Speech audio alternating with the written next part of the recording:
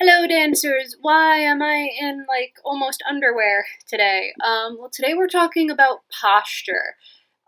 Just standing at the bar before you even do anything. Um, a lot of things are happening and I want to be able to show you like each individual muscle and what it's doing and how it should be working and how it should be helping you in ballet. But believe it or not, the first thing I want you to do is lay on the floor. This is something I used to do when I taught kids ballet, and they never really had a good ballet teacher to help them find their alignment. They'd come to the bar and they'd be standing like with their butt sticking out and things like that because their jazz teachers and hip hop teachers don't really teach them any of that. So I would have them lay on the floor and do a couple of these exercises, and it will kind of help you find little things that you should be thinking about when you're standing. So I want you to lay on the floor and just feel what your back is doing. Everybody has a natural curve in their spine. Some may have more of a curve than others. So just lay flat. Just lay flat and feel what it's like to be flat. And if you have the mobility in your hips, see if you can relax with your toes dropped out to the side. Because we are eventually going to start working in ballet, turning out. So see if you can just let them flop to the side. So however you're laying right now, without actively doing anything to change your spine, this is your neutral. This is neutral spine. Neutral is generally pretty safe for day-to-day activity. The curves in your spine help you absorb shock as you're walking around and doing things. But when we're in ballet, we try to stay as vertical as possible because that is what gives us the most control and the most balance. And my cat is ruining the YouTube video right now. So in ballet, we try to tuck the tailbone down a little bit. And you can do that here on the floor. Just imagine pushing your lower back, your spine, into the floor to get rid of that curve. You'll feel your belly muscles activate a little bit. Yeah? So just normal, and then press your belly muscles. It's almost like you want to press your belly button down into the floor. A lot of teachers will say, bring your belly button into your spine. But it's more than just sucking in, because sucking in doesn't do anything to this curve. It's almost feeling like you're scooping. Scoop a little bit. And it's this scooping thing that helps you open your hips and turn out in ballet. It's actually harder to scoop when you're turned in. It's like it takes more effort to scoop and flatten when you're turned in. But when you're turned out, it's like you already started bringing this underneath you. And it's somehow just, it's almost already there. It's like turning out just did half the work for you. So turn out, let your hips and your toes fall out to the side, and almost like scoop it. In a way, it's going to feel like you want to bring your hip bones up, but this feeling will actually help you later. So see if you can just maintain this for a while I keep talking. Just eliminate that gap with your belly muscles and this kind of like contraction feeling. While you're holding this, I want you to keep holding it. Don't let go. Don't cheat. But while we're holding this, I want you to also think about your shoulder blades. Your shoulder blades right now are flat on the floor. Yeah? So if you were to hunch forward, you'd feel your shoulder blades almost kind of like stick into the floor. And you don't want to do that. You want to keep it down and flat. Like you want your shoulder blades to be flush with the floor. And you almost want to keep them there even when you move your arms in your port de bras positions. And this is hard. Basically, the goal is to keep your chest open and your back flat, even when your arms are going through these positions. There's never going to be a reason for you to twist a shoulder or hunch a shoulder forward. You always want to feel flat, like you are laying on the floor or standing against a wall, which we'll get to later. So really, this is the primary feeling that you have to be conscious of when you're standing at the bar, is feeling like you are flat, like you are constantly against a wall or even constantly squished between two walls with almost no space for you to have any curves. You don't want to curve your back. You don't want to curve your butt out. You don't want to like curve and puff out your chest. You want to just be as flat and linear and two-dimensional as possible. Now, moving on to a wall.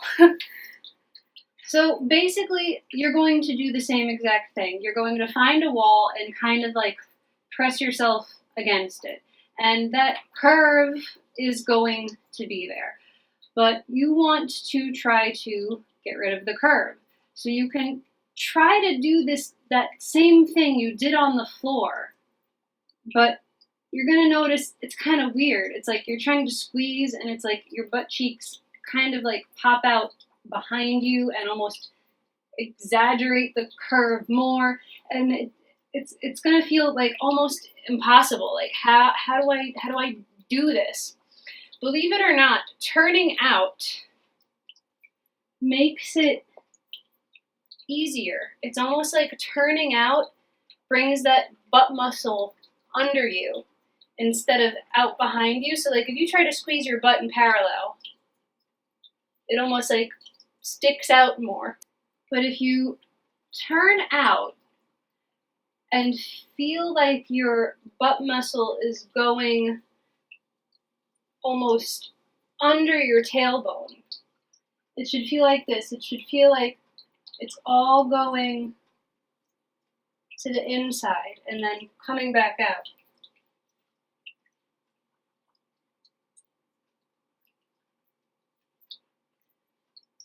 That's how your butt muscles should feel.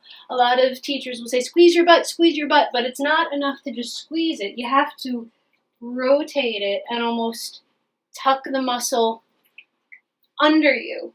So once you turn out and almost tuck the butt muscle under you, you are already a little bit closer to the wall than you were when you were in parallel. Parallel, trying to do it, butt muscles kind of get in the way. Turned out, it's easier to tuck. It's easier to tuck your tailbone when you're turned out. So we kind of tackled three things. It's the butt muscles and the thigh muscles rotating out and under, bringing it under you. This will actually help make your butt and your spine flatter. And the whole front of your hips and your pelvis should feel like they're going up, like you're pulling on your pants. I even had one teacher say, imagine that you're closing a purse, you're closing your pocketbook. You want to close this with this and kind of make it compact. So always feel like you're pulling up your pants. And this will help you feel taller and it will give you more control around here. If you always feel lifted, you'll be stronger for it, and your dancing will look like it has more energy. You'll never look tired as long as you keep yourself feeling lifted. Now that being said, a lot of the times when we talk about feeling lifted, our chest tends to puff out. We think about lifting, but then it makes our rib cage expand. And by puffing out your chest and taking these big, deep inhales, that's not making you higher. It's just making you wider. It's like, it's expanding you out here. And it's kind of opening something that you don't want to be open. You actually want this to be closed and relaxed. So you almost have to think of it as like the opposite of an inhale. You almost have to think of it as like a Exhale. Let this relax. Watch how my rib cage opens and closes as I breathe.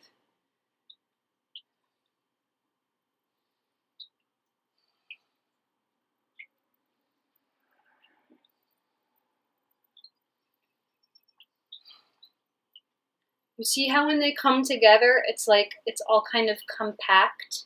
That's how it should feel. It will be easier to control your body and balance and turn and do whatever you gotta do when this is together. It's really hard to control something that is open and kind of like going in different directions. So the closer and tighter and more compact you can get all of this, the more stable you will feel and the more in control you will feel, because everything is just right there all together in this one little ball. If you're doing like here, here, here, wide open, it's going to be impossible. And then, just to throw you for a loop and to make things feel even more complicated, even though this is closed, this still has to be open. Your shoulders have to be open. Now, you don't have to be like bending it backwards and throwing your shoulders back kind of open. You just have to kind of show off your chest. You should imagine that you're wearing a beautiful necklace all the time and you want everybody to see it. Because if you're hunched like this, you know, your jewels and stuff are going to kind of like droop and nobody can see them. Like the whole way that ballet got started was it was performing for the elites, the royals, the aristocrats. So everybody had like all these jewels and stuff. So you have to present this. I also spent a summer with Gelsey Kirkland, and she said, pretend you have a third eye right here. His name is Oscar. I don't know why she named it Oscar, but she was like, make sure Oscar can see. Oscar is also looking out into the world. It's not just your eyes up here. It's an eye right here, too. This is also part of your expression.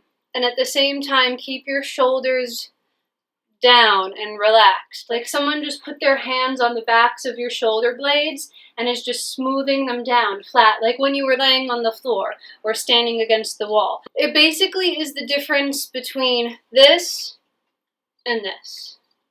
You can put your arm up, but you have to press the shoulder down. If you've ever heard somebody say engage your lats are kind of here-ish.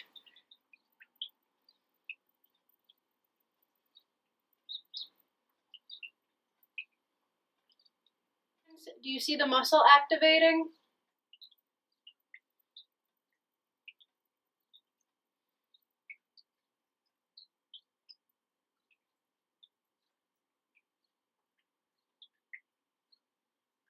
Some teachers also call them your wings.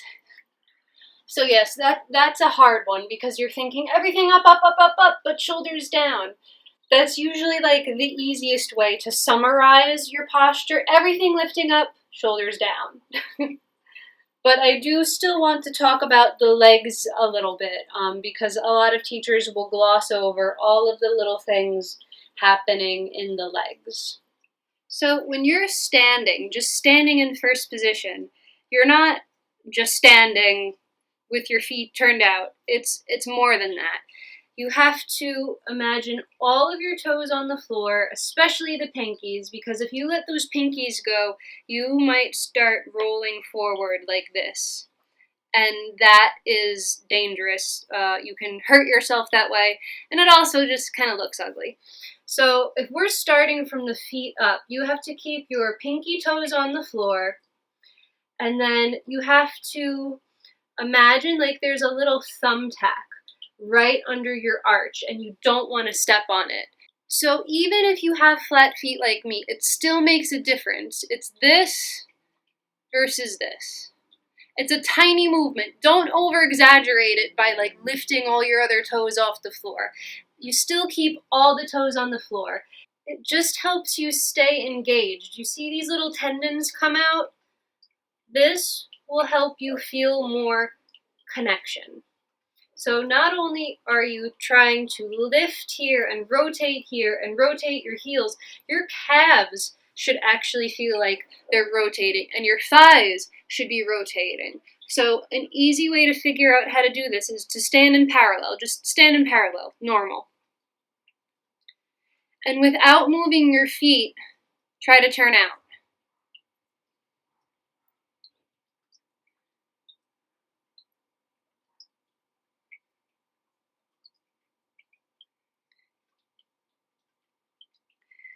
You see how without moving your feet, trying to turn out, this rotates, your arches automatically lift, your calves start rotating, your knees, your thighs, all this stuff starts to rotate.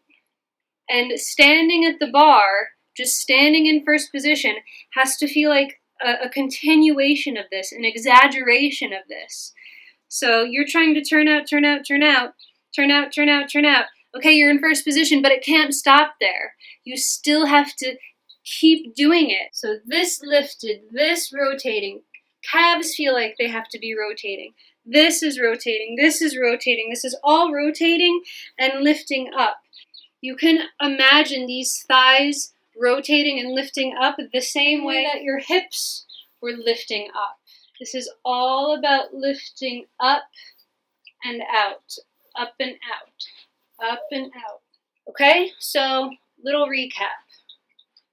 Flat, the spine and the torso, and even the hips, if you can imagine it, is just all about being flat. It's like if you could just sandwich your body between two pieces of bread, and I have a turnout video that talks about this too. That might help give you some things to think about while you're just standing at the bar before you even started moving.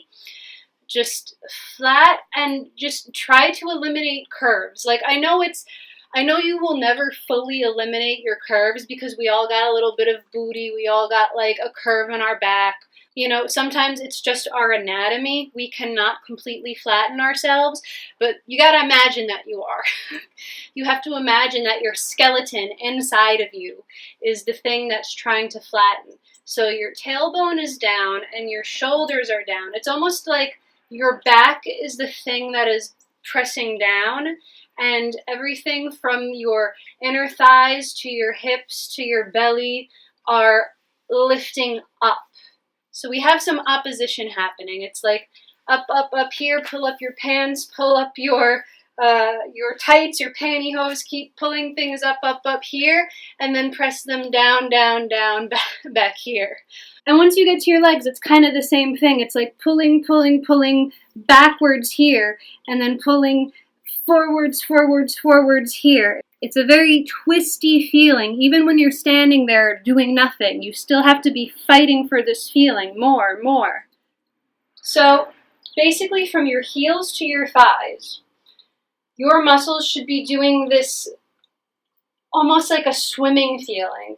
It's like the backs of your legs and inside muscles are reaching forward, and then everything on the front and the side is like trying to open it up and rotate.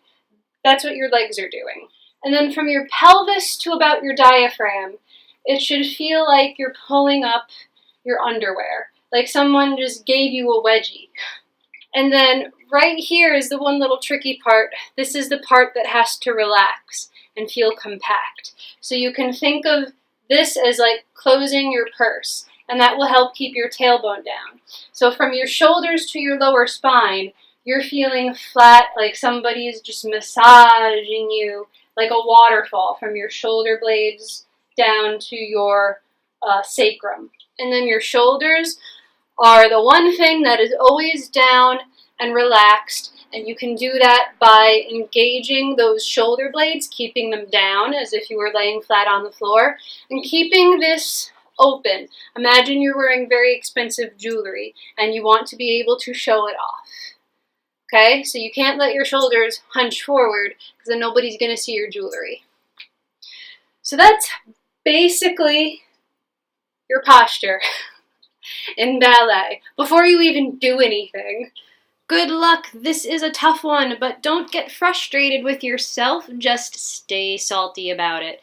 You can follow me on Instagram and see what I'm up to. I am at the Salty Sugar Plum, And as always, our trusted donation page if you want to see more tutorials, more content in the studio with big dancey tutorials. I need your help. I need some help renting the studios to make it happen. And since a lot of you are asking, our Salty Sundays live chats are the 2nd and 4th Sunday of each month. So for example, it is the 12th and the 26th of May this month. I'm going to schedule the video day before it happens, and it will have the scheduled time on it, Eastern Standard Time, because I live in New York, and then you can figure it out and figure out how to join us. So thanks for watching, and happy dancing!